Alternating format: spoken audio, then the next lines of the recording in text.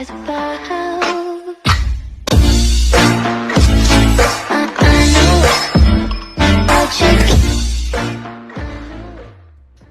So, I don't think I've recorded this video before, but if I did, it's time for an updated one. Yo, what's going on, guys? My name is Storms, and today, welcome back to another Fortnite video. So, in this video, guys, what I'm going to be doing is I'm going to be showing you guys how I actually warm up. Now, I've actually just hopped on for the first time. It is currently 11:05. Should have got on a lot earlier, but I just got caught up in watching YouTube on the TV. Oh, well, forgot to turn that off. So, what I'm going to be doing in this video, like I just said, is I'm going to be showing you guys how I warm up. So, I'm just going to hop into a creative while I talk real quick. So, the reason why I'm doing this is because I don't really have a video idea for today. I think I have one more video of a Victory Royale recorded, and I'm going to be grinding a lot more. I'm not going to be playing as much creative as I am like used to doing, so that you guys can actually get content at least almost, if not every day, because I do catch a few dubs in solo squad. That's mostly what I play, solo squads. I do catch a few dubs depending on whether or not they're solo or I'm playing with friends. If I'm playing with that friend group that you guys saw like 4 videos of in a row, then yeah, we'll definitely get around 3 wins a day in squads. So basically, I'm just going to tell you guys what I do real quick when it comes to me warming up. So first thing I do is I have this world called practice, alright? I hop into it and I just, like the name says, I practice. So I'm going to go through it step by step with you guys. There's actually 2 worlds I use. I use this world and another world that I'll give you the code and tell you who made it, which you guys should subscribe to. I am not going to say his name yet, but like, subscribe to him when it gets to it. So I start off with these edits right here. I apologize if I make some weird edits or I mess up. I once again have not played yet at all today, so I'm gonna be rushing. Now, it's not that I'm bad at these, as you guys can see, it's just that I spam E too much, so by the time that I start editing it, I ended up canceling the edit. So oh my gosh, why does my mouse feel so weird? Bro, come on.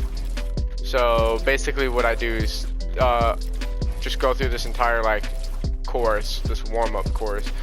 Also, it's also an aim course, so there's oh my gosh, there is sentries right here, but this just prepares me for the second map. The second map is supposed to get my shotgun aim intact, so that, oh, see 20, you can't be hitting 20s, gotta hit 100s.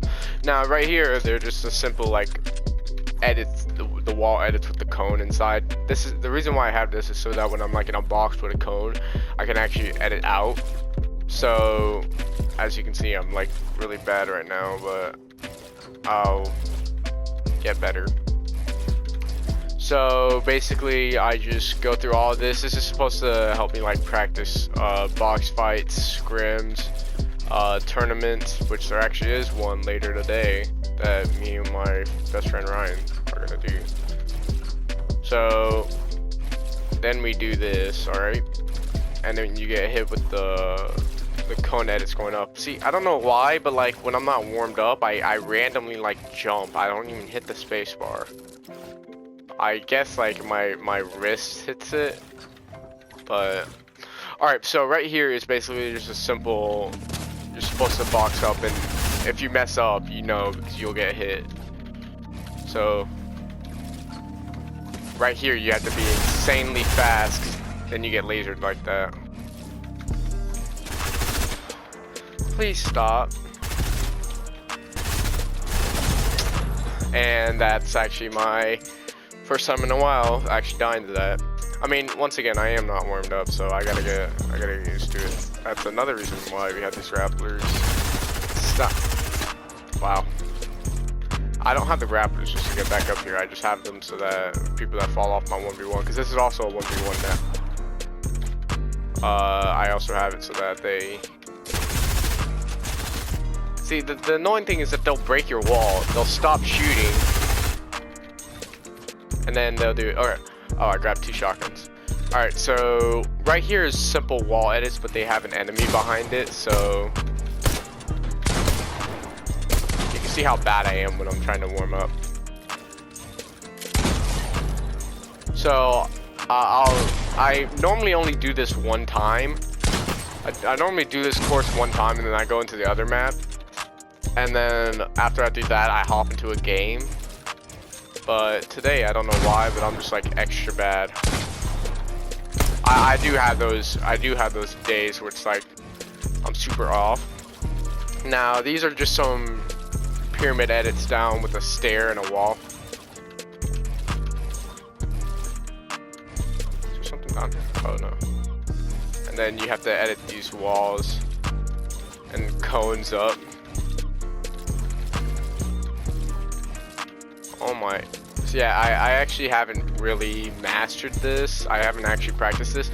Now, once I get to the end of the course, I start doing my high ground retakes, which is pretty much just this one over and over. I'm bad right now, so I can't edit. So pretty much I do this for about a few minutes just to get my building down. As you can see, I just like to mess that up, so I'm gonna do one more of these and then I'm gonna go show you guys the other map.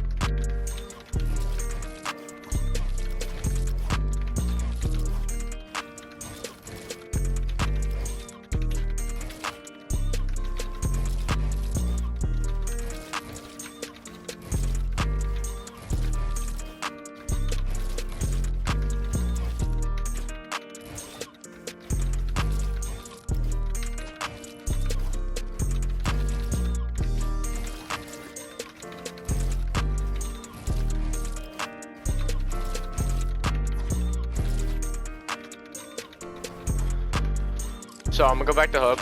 Now what this next map is, it's a map, I don't know how to pronounce his name, but I'm gonna just say his name is, I'm just gonna pronounce his name as Solage. So Solage is a YouTuber with 81.8k subs.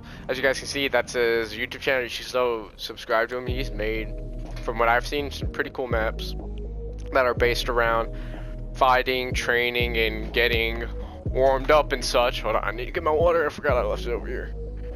Oh, well, there's my USB. Alright, so basically this is a map where you... Okay, so there's a box in the middle, alright? You can adjust settings to fit to like your needs. Now, there's not a lot of settings, but you have settings such as the HP of the Fiend. You can have 50, 100, or 200. And then you have timer set. You have times where... It's not, okay, it's not times as in like, I don't know how to say it, but you basically have a timer between each edit. Once you make an edit, you have a timer before you actually get damaged to simulate the Fiend actually, or like an actual player shooting at you. So that's, it trains you on getting your edits to be faster and your resets to be faster. Not only that, it trains your aim. So you have times you can reset the zombie if it gets stuck or if it just doesn't spawn, and then you can adjust what level you're at. You can be above them, you can be below them, you can be on the same level as them. So I'm gonna pop in this map and then show you guys what it looks like, and I'm gonna go through everything I just said again. Alright, we're in it. So that's what that's gonna look like when you start it. The code also, if you guys want to know it, is 3213-7825-1802. So this is gonna take a tiny bit to load up, but it's actually never taken this long to load up. Alright, so basically you spawn with a legendary pump and a legendary scar. Everything, oh yeah, I forgot to mention that there's instant reload, so if you shoot, it's gonna instant reload. But basically, here's the Fiend. If you edit and build a stair in it, oh, you see that red? You see that red? That means that you better get fast to editing it back, because you're gonna take damage. As you guys can see, the stair inside was destroyed. It destroys any builds you make inside this one by one. So here are the settings. So you can customize the HP. It starts on 50. You can adjust it to 200 HP or 100. If you put it on 200 HP, you want to aim for headshots, alright? You don't want to aim for body shots. You want to aim as much as you can for headshots. Aiming for headshots is also gonna improve your aim, so that when you're actually fighting people in lobbies, not only will you be hitting headshots, but you'll be hitting body shots. So then here's the timers between each edit. This basically means that it will choose a random number between 1 and 2 seconds, and that'll be when you get damaged. Now for this, for intermediate, it will choose a timer between 1 and 1.5 seconds, and whatever time it chooses, once again, that's the amount of time that it takes for you to take damage between each initial edit.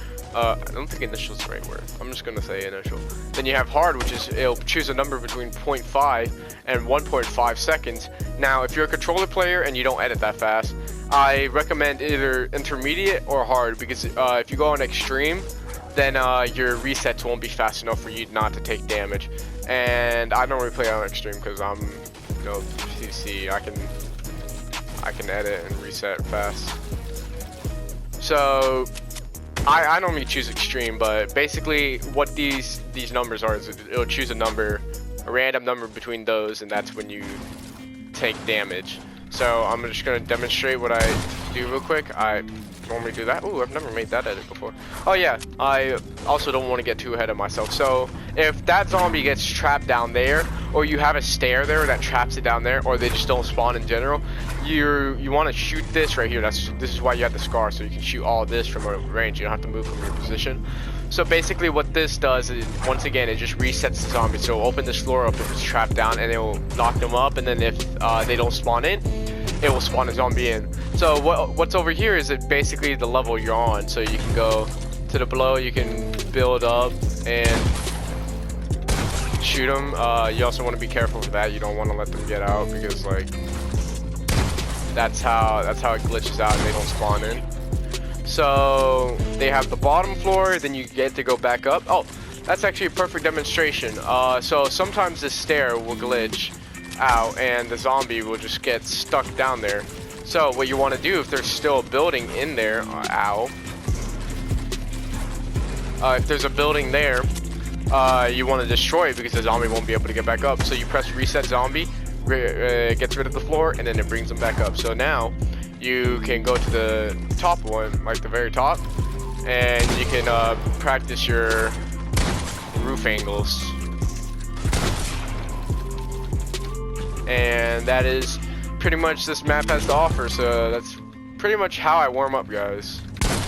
Once again, you do wanna aim for headshots. Now, if the stair stays there, then all you have to do is break it. It doesn't mean the map's broken. It just glitches out sometimes, and the stair doesn't break. You also, like I said, you don't want him to get out the 1x1. If he gets out the 1x1, then he has a chance of dying, and then you're gonna have to reset zombies, like I have to do right now.